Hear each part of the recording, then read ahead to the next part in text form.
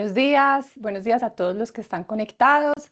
Es un honor darles la bienvenida a esta conexión regional. Mi nombre es Isabel Cristina Gutiérrez, hago parte del equipo de canales en Suramericana Corporativo. Adicional, le doy la bienvenida pues a todos nuestros corredores y brokers internacionales que están conectados y por supuesto a nuestros equipos comerciales en las 7 filiales. Quisiera comenzar destacando la importancia de nuestros corredores y brokers en el mercado asegurador en Latinoamérica. Es un mercado tan dinámico y tan creciente en Latinoamérica, donde estos corredores impactan de manera significativa y de manera súper importante las grandes industrias que a su vez dinamizan todas, digamos, los espacios sociales, comerciales, de negocio e incluso los temas tecnológicos. Los grandes corredores desempeñan un papel crucial en todo este ecosistema asegurador, tanto con las aseguradoras y con los clientes, pero además son elementos claves de confianza que ayudan a las personas y a las empresas a identificar, a gestionar y a transferir sus riesgos a través de diferentes elementos o instrumentos de gestión.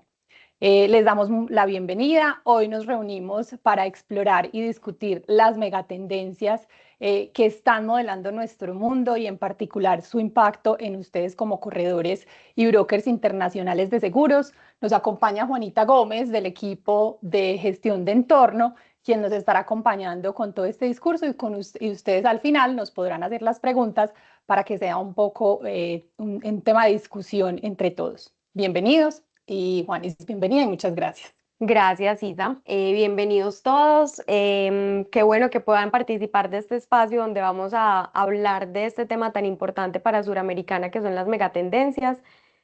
Contarles que esta es la tercera edición que tenemos de Megatendencias en Sura, que es un proceso que venimos haciendo de manera recurrente, de manera sistemática desde el 2017-2018 aproximadamente, y que participan equipos muy diversos, desde tecnología, asuntos legales, riesgos, para lograr capturar diferentes puntos de vista en este proceso de investigación. Entonces, pues muchas gracias por conectarse y estamos muy atentos a cualquier pregunta que tengan en el transcurso de la presentación.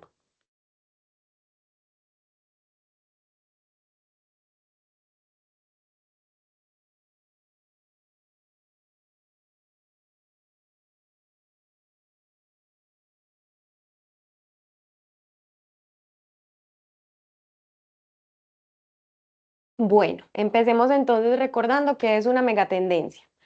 Una megatendencia es un cambio global que se encuentra avanzando de manera constante, de manera paulatina y que logra unas transformaciones estructurales que van a demorarse seguramente décadas. Entonces, a diferencia de una tendencia común, implica unos cambios de largo plazo, probablemente de más de 10, 20, 30, 40 años, que van a lograr transformar la sociedad de manera estructural a futuro, ¿cierto? Entonces, ¿qué tenemos que hacer nosotros con este contenido de megatendencias? Y es comprenderlas porque nos va a ayudar a entender cómo se transforman las personas, cómo se transforman esos sistemas, esos ecosistemas alrededor de las personas y así ser capaces de tomar mejores decisiones porque estamos logrando un mayor entendimiento del entorno. Quisiera aclarar algo y es que seguramente algunos ya conocen el contenido de las megatendencias en Suramericana y probablemente han visto que muchos de los nombres o de los grandes fenómenos que nosotros estamos exponiendo aquí después del proceso de investigación se parecen. Y eso tiene una razón de ser, porque como les menciono, las megatendencias son transformaciones estructurales, entonces seguramente desde los 90, desde la década de los 80 ya empezamos a ver transformaciones que hoy permanecen, que hoy todavía están evidenciándose en algunos países y que seguramente ya en los próximos 50 años van a implicar una transformación completa de la sociedad. Ese es el cambio, por ejemplo, de cambios demográficos. Los cambios demográficos, nosotros venimos oyendo, digamos, de este tema desde hace varios años, pero los cambios demográficos hoy se mantienen porque la velocidad de apropiación con la cual se está dando a nivel mundial no es la misma. Los países tienen una velocidad diferente en América Latina que la tuvieron en Europa y esto implica entonces que es un fenómeno vigente. ¿De qué hablan los cambios demográficos? De cómo la tecnología, el desarrollo, el crecimiento económico y los sistemas de seguridad social permitieron que la población tuviera una esperanza de vida mayor y por ende nos llevara a unos escenarios de longevidad que no habían existido en las últimas décadas. Esos cambios demográficos están entonces hoy transformando la sociedad porque nos enfrentamos a unas estructuras poblacionales diferentes y esto tiene unas implicaciones importantes para, por ejemplo, la forma en cómo estaban constituidos los sistemas de seguridad social, las ciudades y diferentes servicios que conocemos. ¿Cómo se está manifestando el cambio demográfico actualmente, a pesar de que sepamos que es un proceso que viene dándose desde hace varios años? Primero, el dividendo demográfico nos muestra que hay diferentes regiones a nivel mundial que tienen una participación diferente de la población menor a 60 años. Entonces, resulta que con el tema de la longevidad, no solamente las personas tienen una mayor esperanza de vida al nacer y por ende están llegando a una edad adulta, pues personas muy saludables todavía, sino que las tasas de natalidad están cambiando y cada vez se tienen menos hijos por persona. Entonces esto lo que hace es que haya una inversión demográfica de la pirámide, poblacional como la conocemos tradicionalmente, en donde estábamos mucho más cargados en las edades jóvenes y menos cargados en las edades adultas, adultos mayores, porque había, digamos, menos posibilidades de permanecer vivo, ¿cierto? Con la tecnología, como les mencionaba, y el desarrollo, este pedazo de la pirámide tiene, digamos, una prevalencia a estar ahí por más años y adicionalmente están naciendo menos personas. Entonces esto implica una inversión de esa pirámide poblacional como la conocemos y por ende también un cambio en el dividendo demográfico. ¿De qué nos habla el dividendo demográfico? De esa población económicamente activa que está en edad productiva, en edad de producir para un sistema económico en los países que, digamos, está perdiendo soporte, pero todavía tiene que mantener unas generaciones más adultas, ¿cierto? ¿Qué es importante dentro de este dividendo demográfico que ya conocemos? Y es, primero, implica unas transformaciones muy fuertes para los sistemas de seguridad social a nivel global.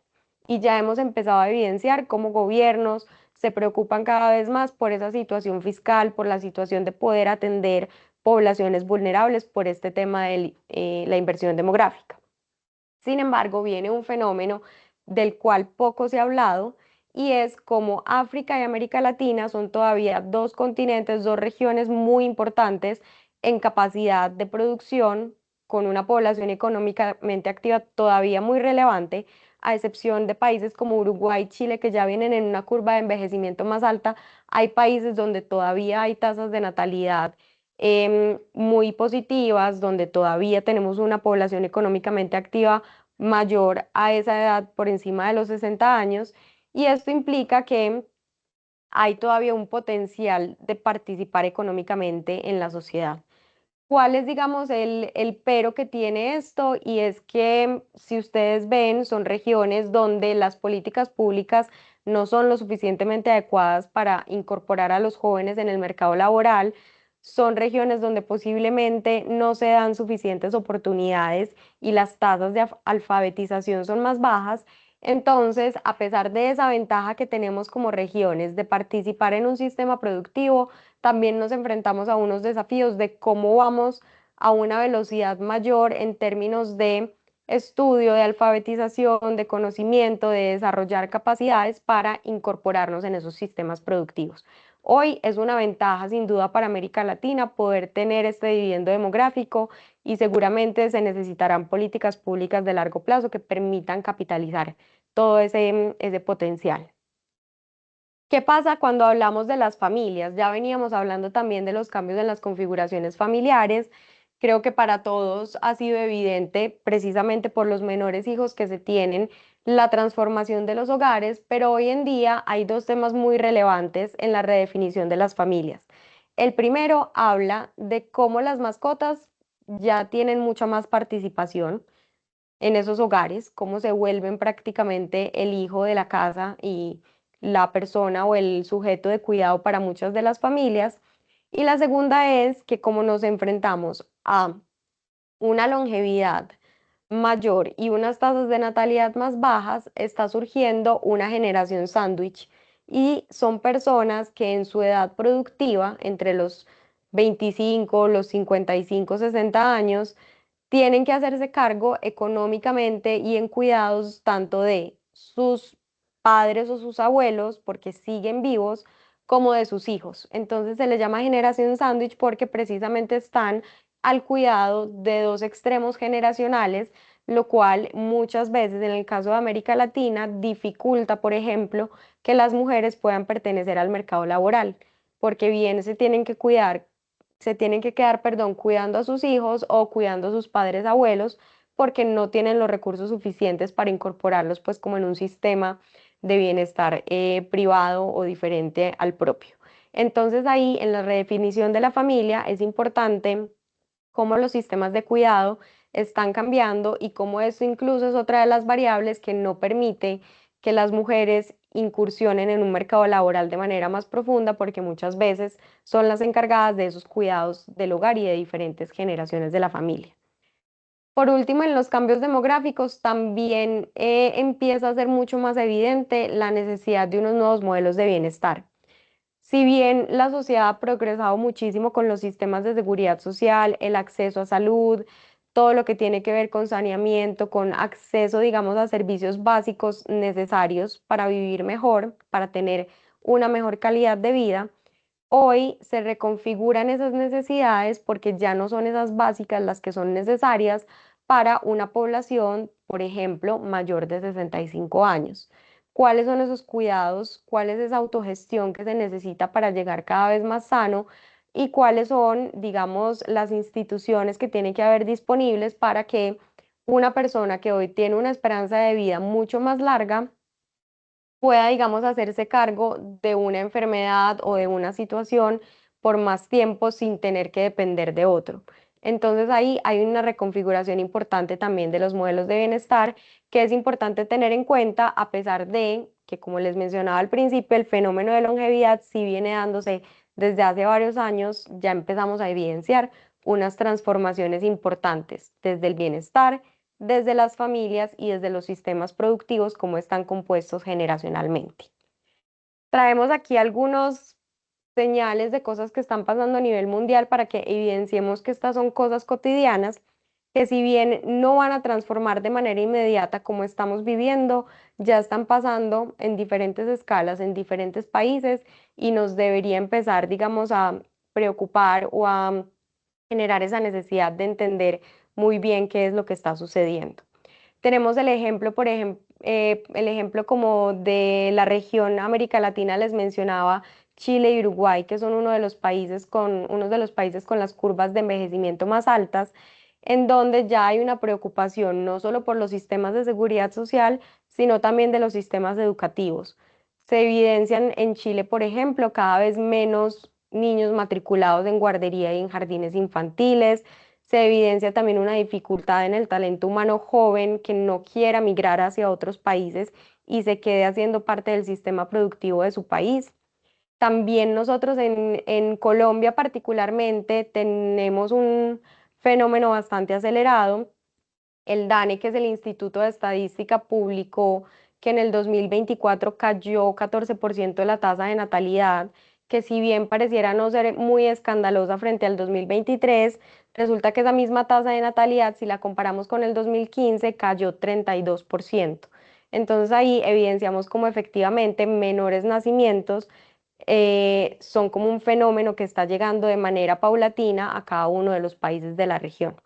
Y esto pues empieza a manifestar todo lo que veíamos en la diapositiva anterior de inversión demográfica, de redefinición de familia y nuevos modelos de bienestar. La segunda megatendencia la llamamos planificación urbana. Se llama planificación urbana porque hoy no estamos hablando de las grandes urbes como megatendencia, pues las grandes urbes vienen formándose prácticamente desde la revolución industrial, cuando las grandes ciudades empezaron a concentrar el conocimiento y la capacidad productiva para el sistema económico que empezó a generarse después de esa revolución.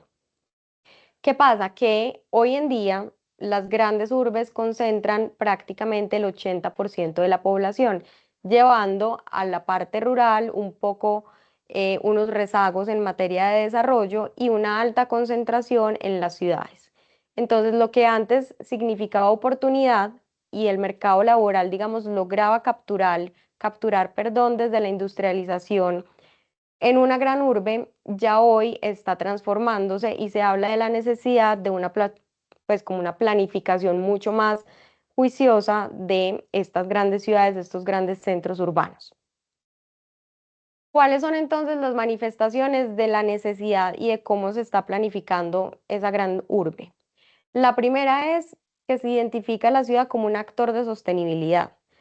Primero porque la gran ciudad contamina más, la gran ciudad exige un consumo de recursos mucho más alto, exige, por ejemplo, pensar en la forma adecuada de deshacerse pues como de los residuos, de las basuras, exige un montón de cosas alrededor de tener tantas personas concentradas en un mismo sitio y hoy lo que se dice es cómo incorporamos a esas grandes ciudades como actores de la sostenibilidad a través no solamente de unos hábitos, digamos, de las personas que ya empiezan a transformarse por esa mayor conciencia hacia lo sostenible, sino también desde las políticas públicas, cómo hacemos cargo a esos ciudadanos de grandes centros urbanos de una sostenibilidad que es necesaria porque lo que antes implicaba mejor calidad de vida y mejores oportunidades, hoy está implicando un deterioro en la calidad de vida por la polución, por el ruido, por las dificultades en movilidad. También se está llevando a cabo la transformación para que las mismas ciudades tengan la oportunidad de montarse en ese fenómeno de aceleración tecnológica. ¿Cómo hacemos para que las ciudades sean cada vez más inteligentes? No solamente en términos de seguridad, por ejemplo, que se utiliza mucho entonces tener cada vez sistemas más integrados alrededor de un gran centro urbano, sino que también la incorporación de tecnologías permita, por ejemplo, una movilidad más estructurada, permita también la incorporación de desarrollos urbanos en materia de construcción, en materia de paisajismo, a través de precisamente esos desarrollos tecnológicos que nos ofrecen cada vez más oportunidades. La salud urbana, pensada, digamos, desde esas necesidades todavía de tener acceso, sigue siendo un fenómeno muy necesario, por así decirlo, porque hoy en día se presenta también desigualdad en ese acceso y la calidad que tienen las personas a los servicios básicos que mencionábamos era como la ventaja anterior de pertenecer a una gran ciudad. Entonces hoy en día se está presentando la necesidad de hacerse cargo cada vez más de una salud urbana en donde empecemos a garantizar mejores accesos y mejor calidad para todos, logrando, digamos, un balance y una igualdad mayor en toda la población. Por último, uno de los fenómenos que más hemos evidenciado en América Latina en los últimos años, y hablo particularmente del caso de Medellín, digamos que tuvo un fenómeno después de la pandemia, y es el tema de ciudades sin fronteras o gentrificación, como lo mencionan también a veces, y es que cada vez somos las ciudades como sujetos de diferentes intercambios culturales. Entonces, grandes urbes o grandes concentraciones de población se vuelven destino para extranjeros, no solamente para el turismo, sino para trabajar, para intercambiar culturalmente, para tener una vida común y corriente y hacer parte, digamos, de una cultura nueva. Este particularmente lo hemos evidenciado después de la pandemia cuando la tendencia de nómadas digitales y de trabajo flexible empezó a ser mucho más contundente y hoy nos encontramos con que incluso es uno de los fenómenos de la interdependencia o de la globalización el tener muchas culturas conviviendo en un mismo centro urbano. Algunos ejemplos también, como lo veíamos en cambios demográficos de este tema de planificación urbana. Vemos cómo necesitamos hacer mucho más consciente la planeación urbana de esa sostenibilidad y por ende hacer partícipe a la ciudad de una prevención del calentamiento global. Entonces hay casos en los cuales se ha investigado que tener cierto paisajismo alrededor de todas estas estructuras de concreto y que empiezan a ser tan importantes visualmente, no solamente genera como unos alivios en términos de salud mental, sino que también puede llegar a generar alivios en la temperatura, incorporar unos pequeños bosques, unos pequeños escenarios de paisajismo dentro de ciudades que ya están muy desarrolladas. Vemos también cómo cada vez las ciudades se preocupan más por una movilidad sostenible, eléctrica y más incluyente, como nos muestra pues la incorporación desde transporte urbano eléctrico en Oaxaca. Y las ciudades sin fronteras, pues si bien logran ser una ventaja también para las personas por esa movilidad que tienen entre países, lo que estamos viendo también con el fenómeno migratorio en Estados Unidos es una cierta resistencia por aceptar esos cambios culturales en las ciudades donde los nativos, pues muchas veces se niegan como a estos cambios que se presentan por tener a personas de otros países allí. Entonces, el caso de Estados Unidos, donde había informalmente algunas ciudades que se conocían como ciudades santuario, Los Ángeles, Nueva York, Houston en Texas, que eran más propensas a recibir migrantes porque tenían unas políticas un poco más laxas que otras ciudades, otros estados. Estamos viendo que efectivamente con el cambio presidencial de este año, pues se están endureciendo algunas de las políticas migratorias y que esto puede ser incluso una tensión para esa tendencia que conocemos como ciudades sin fronteras. El hecho de no estar tan abiertos en materia, digamos, local, los nativos, a recibir personas que vienen de otras partes y posiblemente cambian las culturas de donde llegan. Vámonos para reconfiguración de los ejes de poder. Vean que estamos hablando primero de las personas, dónde habitan las personas que son esos grandes centros urbanos, y vamos para la participación de las personas en el poder o cómo se están reconfigurando sus sistemas políticos y de poder a nivel mundial. Cuando nosotros hacíamos el proceso de investigación, nos dábamos cuenta que a pesar de la alta incertidumbre que tenemos en este momento en los sistemas políticos, la palabra adecuada para hablar de esos sistemas no era cambio, porque no estábamos evidenciando que fuera tan contundente el cambio de un eje político hacia otro. Y sí, venimos muchos años escuchando sobre cómo China ha logrado un poderío comercial superior al de Estados Unidos, cómo Rusia en términos nucleares puede estar mejor posicionado que otros países, y uno empieza a sacar conclusiones sobre cómo grandes potencias a nivel mundial pueden estar ganando soberanía, pueden estar ganando poder sobre otros. Sin embargo, cuando revisábamos bien todos esos fenómenos, nos dábamos cuenta que más que hablar de un cambio en ejes de poder, estamos hablando de una reconfiguración, porque pareciera que hoy, ante esas grandes fuentes de poder internacional, no hay un solo país, una sola nación que ostente un poder superior al de todos. Entonces tenemos una economía que puede ser superior en términos comerciales, una economía que puede ser superior en términos militares, ¿cierto? O de ejército, una economía que puede ser superior en términos de conocimiento, de producción intelectual, y lo que vemos es que todas ellas se necesitan de manera interdependiente para poder seguir generando la especialización que tiene cada uno de ellos. Entonces, esta en particular, por eso se llama reconfiguración de eje de poder, porque vemos que efectivamente se están transformando cosas, pero no hay un cambio, digamos, hacia los extremos como lo pensábamos antes. Aquí hay un tema importante y es que efectivamente se han transformado los intereses geopolíticos. Geopolíticamente, las estrategias de los países antes eran unas seguramente muy basadas en esa posición militar y en esa posición comercial.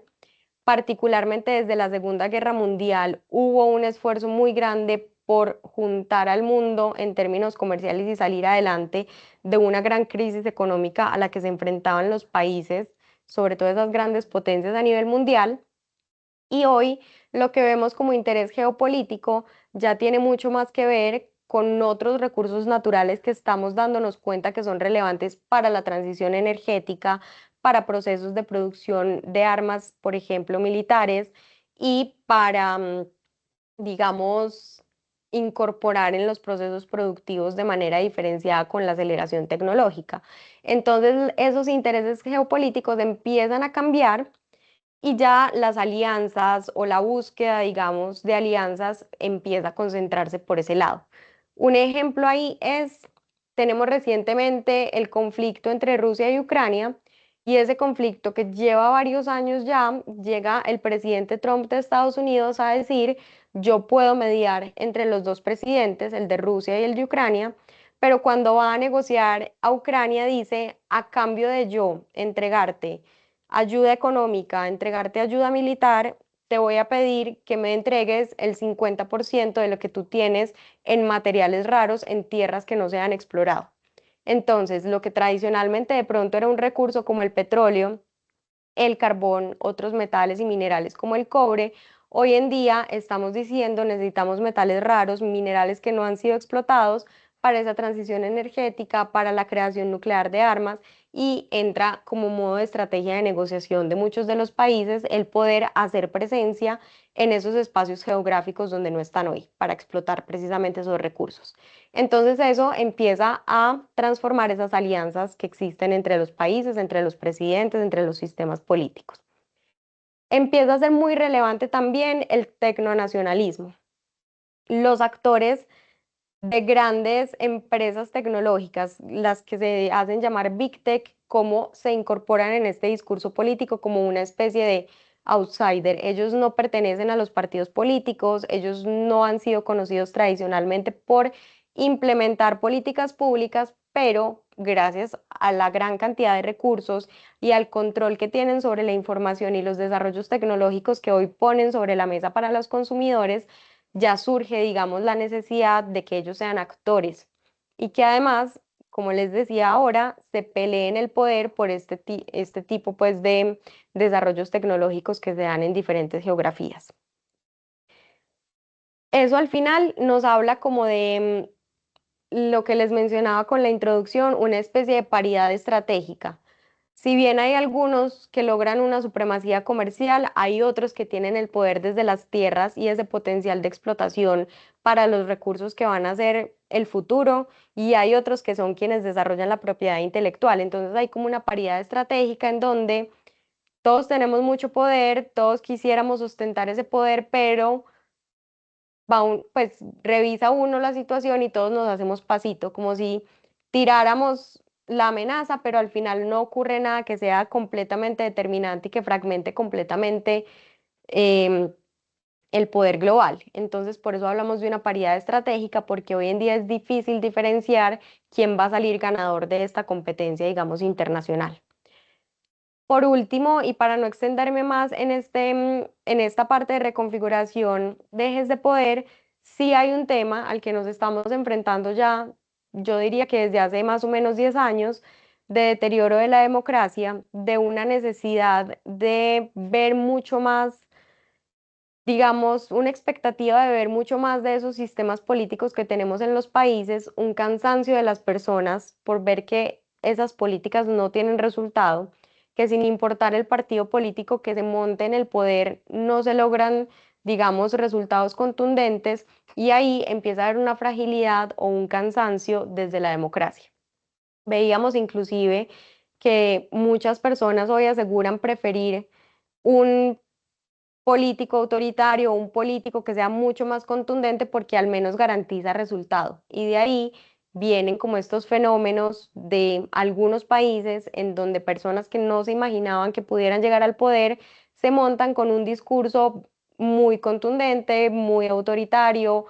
Podría decirse que no es un discurso de una democracia perfecta, y empieza entonces a fragmentar lo que nosotros conocemos como sistema democrático, porque sí, como que es un cansancio de las personas de no obtener resultados ante esos discursos políticos.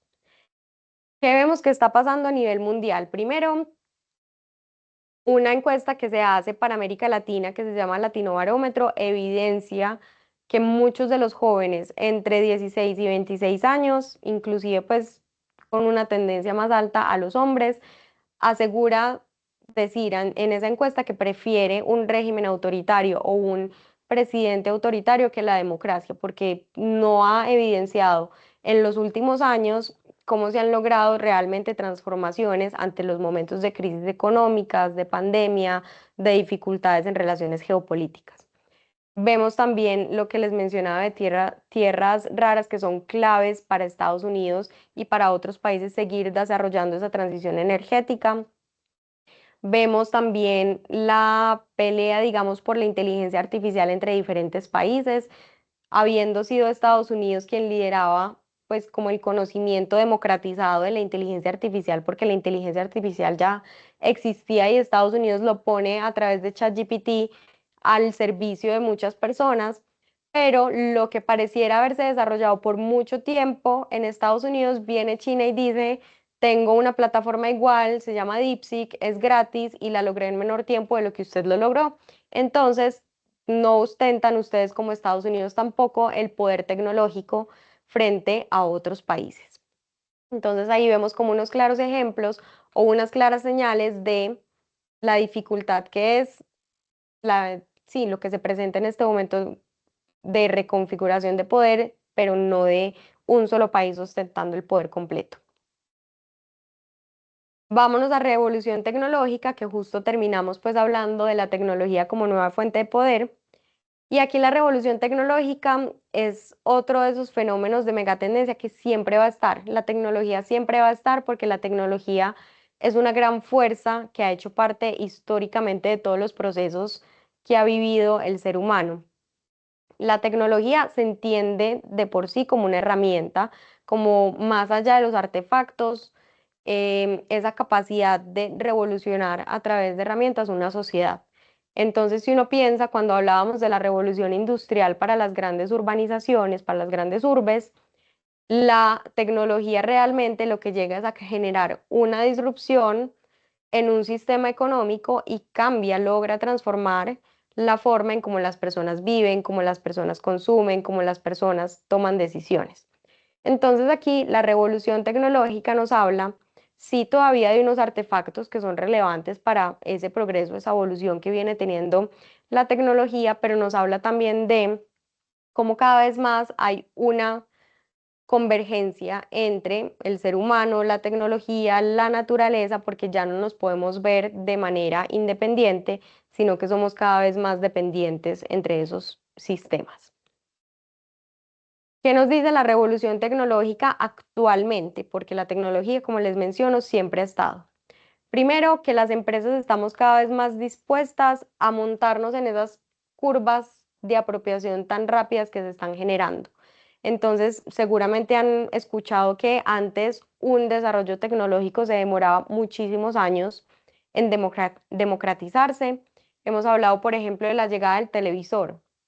Se demoró 50 años en llegar a 50 millones de usuarios, mientras que hoy los desarrollos tecnológicos como ChatGPT se demoran horas en llegar a los 50 millones de usuarios y se escalan de una manera impresionante. Entonces ahí las empresas también empiezan a tener esa capacidad de respuesta de integrar las tecnologías a sus procesos productivos, a sus procesos del día a día y a exigir entonces que las personas adquieran un conocimiento para poder implementar esas tecnologías. Un conocimiento que además no tiene que ser hoy en día formal, no se está esperando la formalización de un proceso académico a través de una universidad, sino la misma capacidad de transformarse de manera rápida, de manera continua, para poder generar el conocimiento que sea necesario en el momento necesario, en el momento que la empresa decide, vamos a generar un avance tecnológico para nuestros procesos. Tenemos también la infoestrategia y la hiperconexión, que van muy de la mano, porque la hiperconexión hoy nos hace estar todo el tiempo conectados, ¿cierto? No lo pensemos únicamente como consumidores cuando hablamos de un marketplace en las redes sociales o cómo somos capaces inclusive a través de las redes sociales de conocer personas a las que antes no teníamos acceso, sino que pensemos también en la hiperconexión como esa capacidad de tener acceso a información cada vez más rápida. Lo que pasa en China llega instantáneamente. Lo que se demoró, por ejemplo, el COVID-19 en pasar de países asiáticos a llegar a América Latina. Todo eso es una hiperconexión, un flujo de información continuo, de datos, de desarrollos que están pasando constantemente. Y eso lo que hace es que se dé la infoestrategia como una estrategia cada vez más relevante para tomar decisiones. Entonces, seguramente han visto que cada vez los datos, el comportamiento de las personas medido con la cantidad de veces que descargó algo, que entró a hacer clic, que se quedó 2 o 3 minutos revisando algo, pero después se fue. Y a uno lo que le pasa es que le llega la notificación, ¿por qué te fuiste? ¿Qué te quedó faltando para realizar esta compra? Porque ya todo el tiempo estamos medidos. ¿Y eso qué implica? Que las compañías también se transformen y evidencien eso en sus estrategias y cada vez sean más necesarias las áreas donde podemos capitalizar esa información y poder tomar decisiones hacia adelante.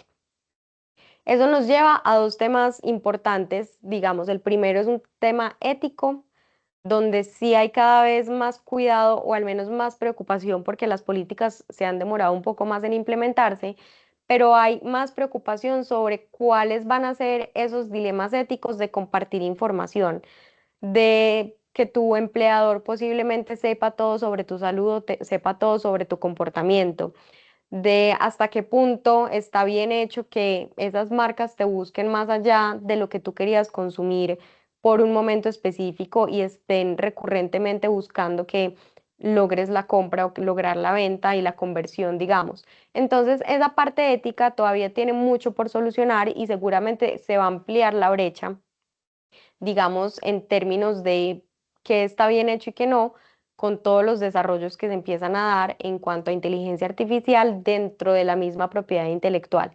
Hasta qué punto está bien que yo utilice ChatGPT para producir un texto, hasta qué punto está bien que me ayude con la tarea de la universidad y todo esto es lo que se genera desde la tecnoética. Sin embargo, hay también un tema ético importante y es que la aceleración tecnológica siempre ha implicado unos desafíos, digamos, de igualdad. ¿En qué sentido? No se da a la misma velocidad la apropiación de las nuevas tecnologías en todos los países. Entonces, hablamos de las tecnologías 5G, hablamos de los vehículos autónomos, hablamos de la inteligencia artificial, hablamos de la robotización, de cómo cada vez estamos más sujetos a la tecnología como seres humanos, pero esto no llega a la misma velocidad a todas partes ni se genera el mismo conocimiento en todas partes. Entonces, esto amplía además las brechas de desigualdad donde países más desarrollados que tienen el capital no solamente económico, sino también el conocimiento, logran apropiar a mayor velocidad, logran incorporarlo en sus sistemas productivos y por ende cada vez se amplía más esa brecha de desarrollo social, de desarrollo económico. Por último, la tecnología tiene un rol muy importante, si bien la misma tecnología y la extracción de ciertos recursos naturales fue la que nos trajo de pronto hoy a una situación ambiental desafiante, la tecnología es el actor que también puede solucionar a futuro. Entonces, así como la tecnología propició esa extracción de energías no renovables y que hoy nos lleva a unas transformaciones planetarias que vamos a ver más adelante, la tecnología también es quien es, como está llamado a cómo vamos a hacer con los sistemas energéticos de aquí en adelante, cuáles van a ser esas transformaciones o esas transiciones energéticas y qué tecnología necesitamos, cómo la tecnología va a apalancar también los residuos que estamos generando como población a nivel global, cómo la tecnología apalanca las grandes urbes que mencionábamos anteriormente para que sean efectivamente unos centros donde la calidad de vida sea mejor y el acceso a los servicios sea mejor y en mejor calidad. Entonces, la tecnología tiene ese doble rol, un poco de transformar sin preocuparse en el camino, pero también de ser el llamado a la sostenibilidad de largo plazo. ¿Qué ejemplos vemos aquí? Por ejemplo, el nivel, digamos, de hiperconexión es tal que ya se realizan cirugías a distancia, no porque esté la persona, el cirujano, conectado en un Zoom, en un Teams, dándole instrucciones a otro, sino porque ya la conexión permite, a través de la robotización, yo estar realizando un proceso quirúrgico desde otra zona geográfica, desde otro lugar del mundo, ¿cierto? Vemos también cuáles empiezan a surgir como desarrollos para combatir el cambio climático, entonces científicos, desarrollos de tecnología alrededor de enfriar y de poner al servicio su conocimiento para poder revertir o mitigar un poco ese cambio climático que se genera. Vemos lo que les mencionaba también desde la reconfiguración de ejes de poder, una empresa o un desarrollo como DeepSeek en China genera un eco tal que hace que acciones de compañías como Nvidia caigan completamente en Wall Street porque nunca se imaginaron que fuera tan rápida la velocidad de apropiación de un país diferente al de Estados Unidos, que era quien había ostentado como ese conocimiento y ese desarrollo. Entonces la tecnología definitivamente nos propone muchísimas soluciones y que seguramente van a ser esas soluciones las que nos lleven a un mundo que le apunta a la sostenibilidad de largo plazo, pero nos pone muchísimos desafíos, no solamente desde la desigualdad que genera, sino también desde la velocidad de apropiación que necesitamos para poder sacar provecho de todo eso que está pasando a nivel mundial. Sinapsis global está muy de moda, entonces creo que podemos pasar rápido por esta, pero la verdad es que se ha conversado mucho el último año sobre la globalización, incluso más allá de de este segundo periodo electoral, perdón, con Trump. El primer periodo en el 2018 también tuvo mucho que ver con lo que se estaba hablando de globalización, e incluso en el 2018 vimos un pico. El comercio internacional llevaba creciendo prácticamente desde los 70, que fue donde se afianzó mucho más la globalización, y vemos en el 2018 un primer pico hacia abajo. Parecía que había llegado a un punto de inflexión, a un punto máximo del comercio internacional, y venía deteriorándose. ¿Qué pasa? Que la globalización realmente como concepto va más allá solamente de las transacciones de bienes y servicios a nivel mundial. Sí fue esa la razón por la que empezó. Hablábamos ahora un poco de ese periodo posguerra, post Segunda Guerra Mundial, donde hubo tanta necesidad de que como países nos uniéramos a nivel global y empezáramos a tratar de solucionar esa crisis económica a la que nos enfrentábamos. Hubo un énfasis también en los organismos multilaterales, porque iban a ser esos organismos multilaterales los llamados a configurar muchas de las relaciones que estaban ocurriendo a futuro. Entonces tenemos una Organización Mundial de la Salud para velar por la salud global, una Organización Internacional del Comercio, una ONU, los bancos multilaterales que surgen para captar recursos de los países más ricos y podérselos entregar a los países más pobres en buenas condiciones, con bajas tasas de interés. Pero todo esto hace parte del fenómeno de la globalización, no es solamente el comercio. Entonces, sí está bien pensar que el comercio está llegando a unos puntos difíciles de interconexión difíciles, donde las cadenas de abastecimiento cada vez se están repensando más porque nos damos cuenta que esa interdependencia entre países tan alta tampoco nos conviene, pero la globalización ya va más allá, es la transmisión de conocimiento, es la transmisión de tecnologías, es todo esto que está disponible. ¿Cuáles son los fenómenos? Nuevas políticas industriales, donde efectivamente los países van más hacia la nacionalización y hacia la concentración de sus propios recursos, pero también surge esa necesidad de compartir o de ser dependientes en términos de activos intangibles.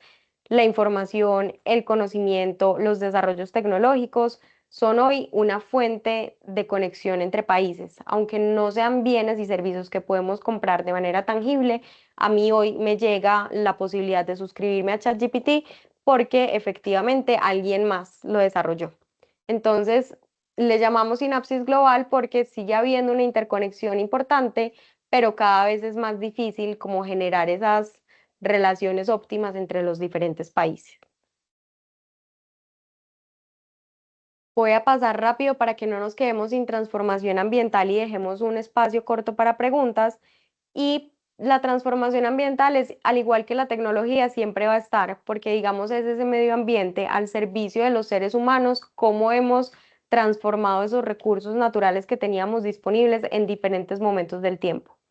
¿De qué nos habla hoy la transformación ambiental? De unos fenómenos muy específicos que, más allá del calentamiento global, de lo que conocemos como aumento del nivel del mar y diferentes consecuencias que estamos viendo en lo físico, por lo que hemos venido, digamos, explotando, hoy hablamos de una naturaleza diferente, de una necesidad de ver la naturaleza de forma diferente, porque tanto la naturaleza ayudó al ser humano en su momento para desarrollar muchas de las cosas que necesitaba en materia de alimentos, en materia de recursos. Hoy en día tenemos que ver esa naturaleza también como lo que nos va a llevar a un futuro y cómo vamos a aprender a convivir con ella.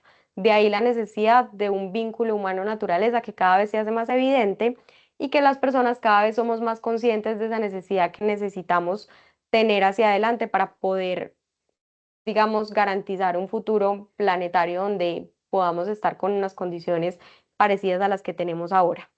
Entonces ahí, importante, que realmente había una afectación relevante a la biodiversidad que tenía disponible, digamos, el planeta en un momento y que hoy viene deteriorándose. Pasamos de o sea, llevamos en una estabilidad climática aproximadamente 11.000 años y apenas ahora estamos desestabilizando ese sistema climático. Entonces, ¿qué implica? Porque no somos una sociedad que aprendió a vivir con esa inestabilidad. Entonces, ¿qué implica hacia adelante? Y cómo nos vamos a hacer cargo entonces de efectivamente mayores eventos catastróficos, mayores huracanes, inundaciones, frecuencia de eventos naturales que cada vez nos van a implicar una transformación mayor, porque no estamos preparados en las ciudades y como personas, digamos, para esos grandes cambios. Por último, ya simplemente dejarles un mensaje y es que al final estas megatendencias lo que hacen es que transforman de manera muy estructural el entorno, las sociedades, la forma en cómo vivimos.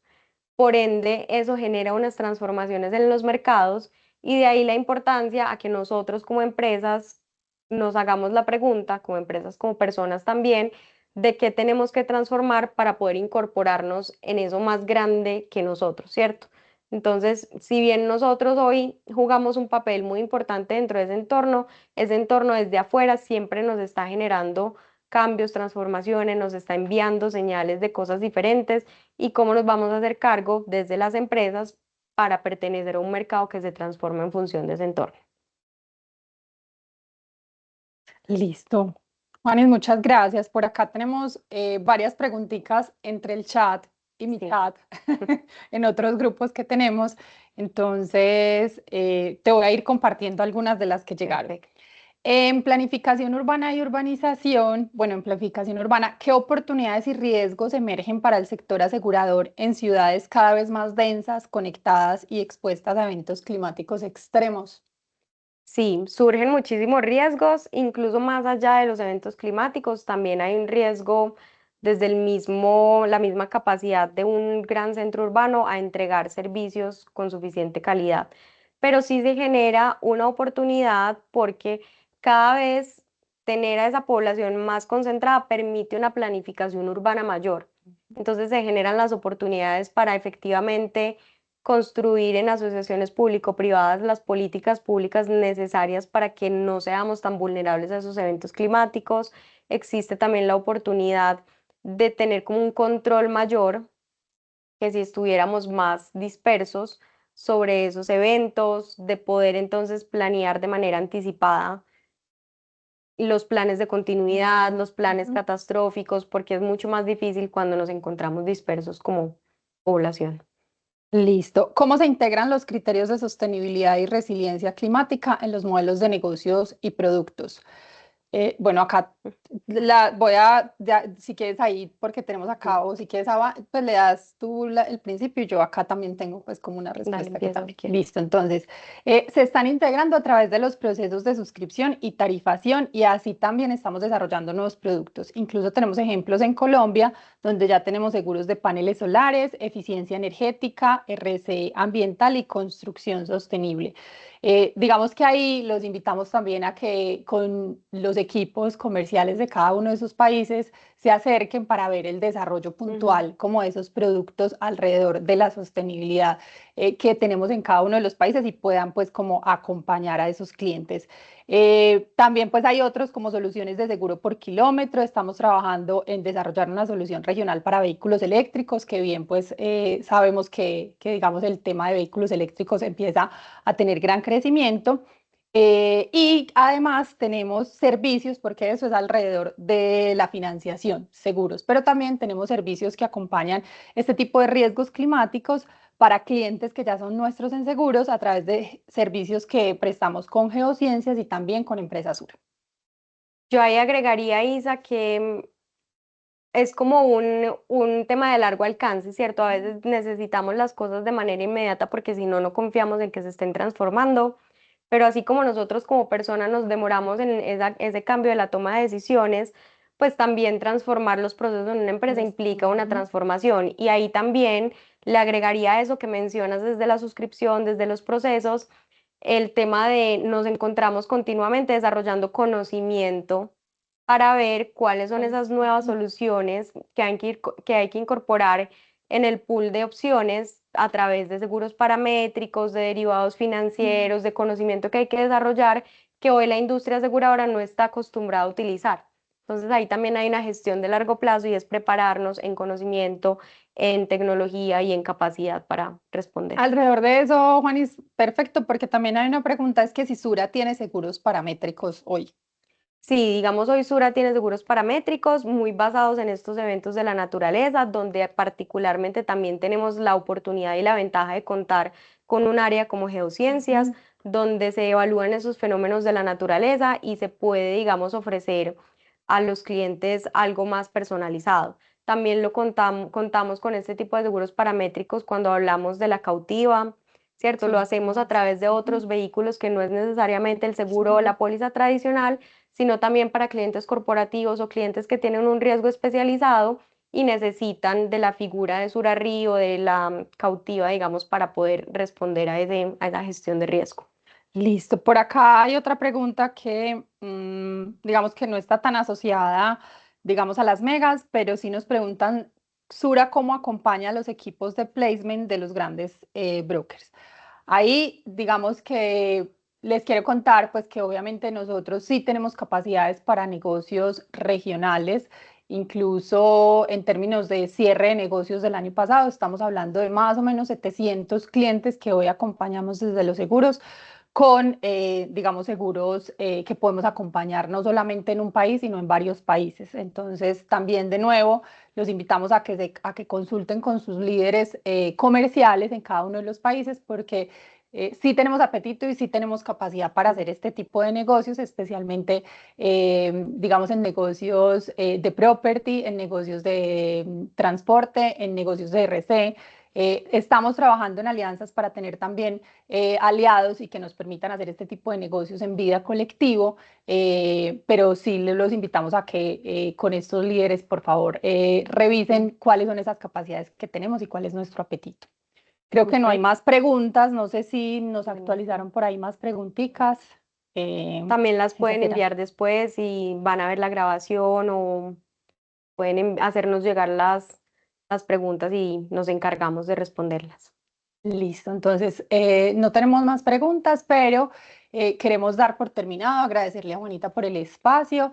Les vamos a mandar, terminando este espacio, la grabación y las memorias para que tengan de consulta y, como les decíamos, quedan activas por si quieren enviarnos más preguntas y nos comprometemos a enviar un documento con la respuesta a esas preguntas posterior, pues como a este espacio. Muchísimas gracias por la conexión y esperamos que este sea un primer espacio, pero continuar también con este ejercicio de contarles y de comunicarles elementos que vamos diseñando desde la compañía y que pueden servir para sus negocios y para el trabajo mancomunado que tenemos. Gracias. Gracias.